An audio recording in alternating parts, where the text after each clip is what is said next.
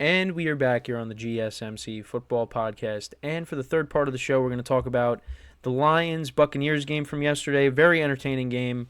So we'll start off with the game summary. So right away, the Lions get the ball, quick 3-and-out. So that was huge for the Bucs in this game. But then Baker throws an interception. But again, not entirely his fault because, well, first he got sacked on the previous play, so that was set up a 3rd and 17. Throws to Mike Evans, and it gets deflected and intercepted by C.J. Gardner-Johnson, who was talking a lot of smack before the game about Baker, that the Bucs receivers would be even better if they had a better quarterback, along the lines of that. And then he just tossed the ball to Baker. Then he had something to say after that, which it didn't make me happy because Baker played really well in this game, even with the 2 picks. The first one wasn't his fault. The second one was, which we will get to.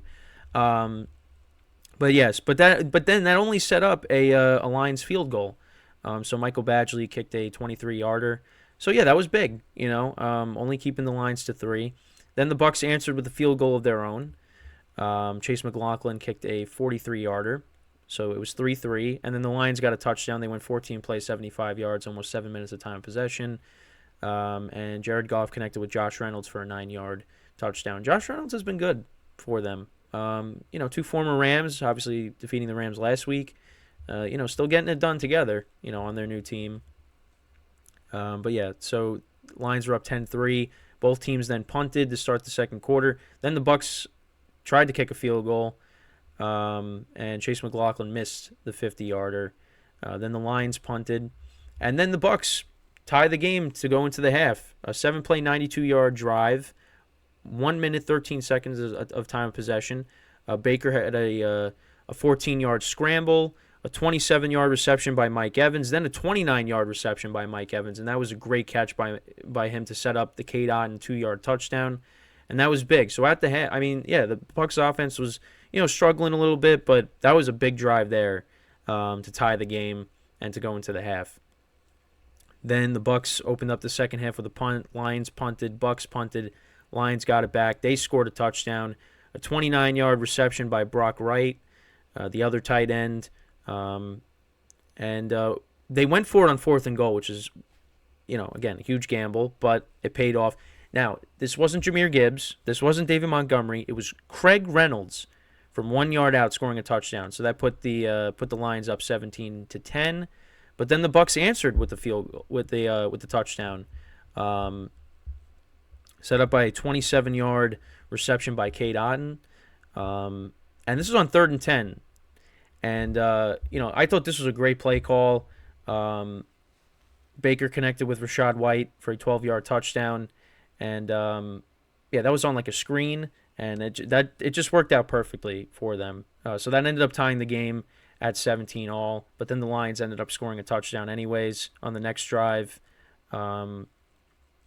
12 yards to Jahmyr Gibbs, 18 yards to Josh Reynolds, an 8-yard run by Gibbs, and then a 31-yard run by Jahmyr Gibbs that put them up 24-17, and that was almost 2 minutes. So that was a quick drive by the Lions. Then the Bucs punted, and then the Lions scored another touchdown, and you thought, this is pretty much it.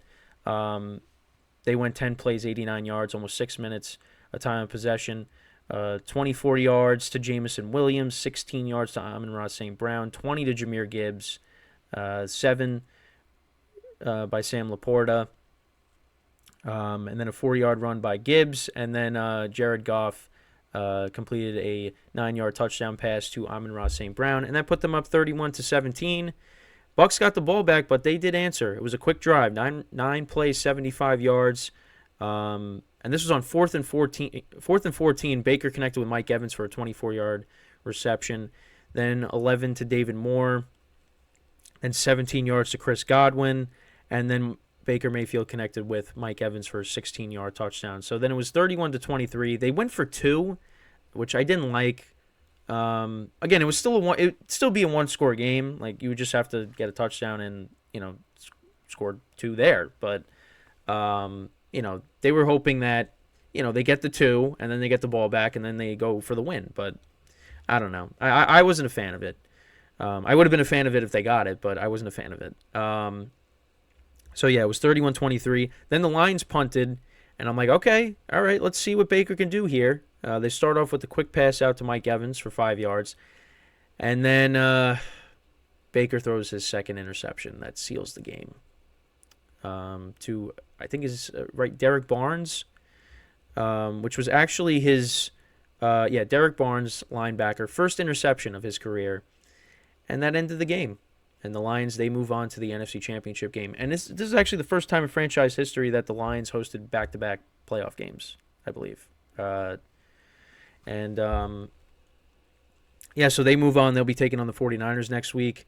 The stats of the game for the Bucs, Baker Mayfield, 26 of 41, 349 yards, 3 touchdowns, 2 interceptions. Rachaad White was their leading rusher with 55 yards. Mike Evans, great game. Had drops in the beginning, but put together a great game. 8 receptions for 147 yards and a touchdown. Cade Otton had 5 for 65 and a touchdown. Godwin had 4 for 40. Rachaad White had 4 for 36 and a touchdown. Trey Palmer had 2 for 32. The Bucs had 2 sacks in the game. Chase McLaughlin went 1 for 2 with field goals. Missed the 50-yarder. And then as for the Lions, Jared Goff had a good game. 287 yards passing, went 30 of 43, 2 touchdowns, no interceptions. Lions ran the ball for 114 yards in total. Jahmyr Gibbs, 74 yards on the ground and a touchdown. David Montgomery had 33 yards on the ground. AmonRaSt.Brown, 8 receptions for 77 yards and a touchdown. Sam Laporta had 9 for 65. Gibbs had 4 for 40. Jameson Williams had 2 for 35. Josh Reynolds had 2 for 27. Brock Wright had, just that one catch for 29 yards, which was big in the game. The Lions defense had 4 sacks in the game. Because in the beginning, you had the safeties and the corners blitzing, and the Bucs just did an awful job picking it up. And then, of course, you had the 2 interceptions as well. For the Bucs, they were looked at it to be going into the year as like one of the worst teams in football. That's how people were projecting them. Baker Mayfield, he was competing. They brought him in to compete with Kyle Trask to be the starting quarterback. Baker wins the job, and he went out and had a good year. And now there's mutual interest between the two sides. So you think he's going to be back. But my friend sent this because Adam Schefter tweeted all the Bucs free agents, and there's a lot. You have Baker, you have Mike Evans.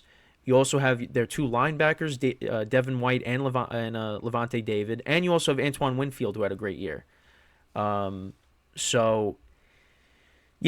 a problem because I don't think they're going to be able to bring all those guys back. Now, you start by bringing back Baker and Mike Evans, but then you got to try to bring back these guys on defense.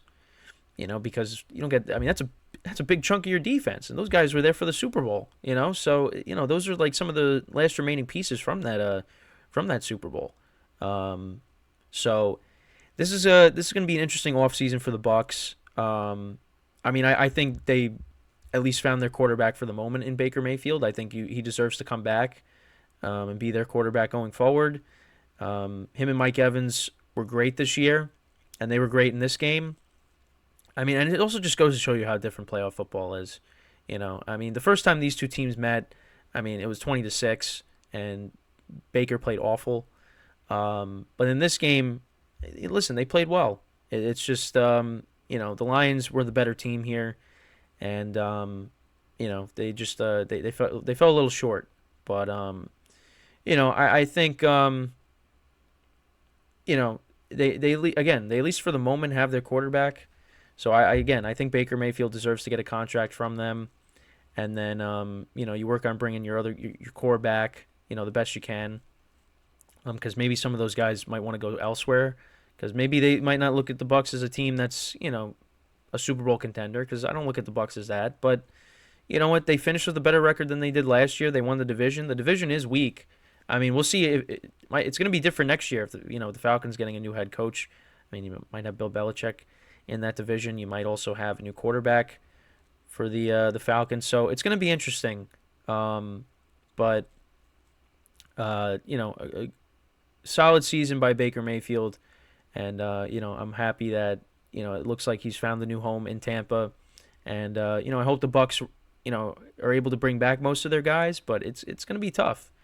It's going to be tough. So, yeah, the Bucs season ends. Lions, they move on. Happy for them. I mean, getting to the NFC Championship, what they've been able to accomplish, and what Dan Campbell and those guys have built over there in Detroit is unbelievable. The fans over there really deserve it. Happy for Jared Goff because obviously, I mean, you get traded and, you basically get sent to Detroit and it looks like, this might be the end, but the Lions, they have their quarterback, and that's Jared Goff, and he did something that Matthew Stafford was not able to do in his tenure in Detroit. Not blaming Stafford for it, but they never got to this. They never got this far. But with Jared Goff as the quarterback, they have. And now they play against the 49ers, and the last time these two teams met was way back first week of the regular season in 2021, and the Niners won that game. I think it was 38-31. So it was a high-scoring game. But obviously, things are different. That was when Jimmy Garoppolo was the starter. Now it's Brock Purdy. And, of course, the Lions are a better team than they were back then because, they only won, they won like 3 games in 2021. So I'm really looking forward to both championship games. But I'm really happy for the Lions and what they've been able to accomplish this year. I think right now they opened up as 7-point underdogs against the 49ers.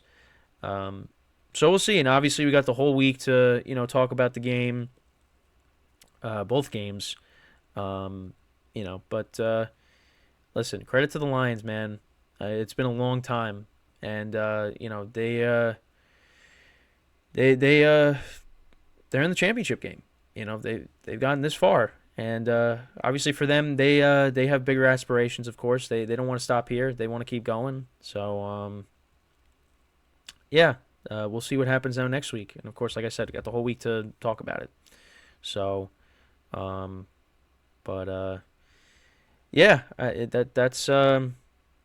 pretty much it when talking about this game.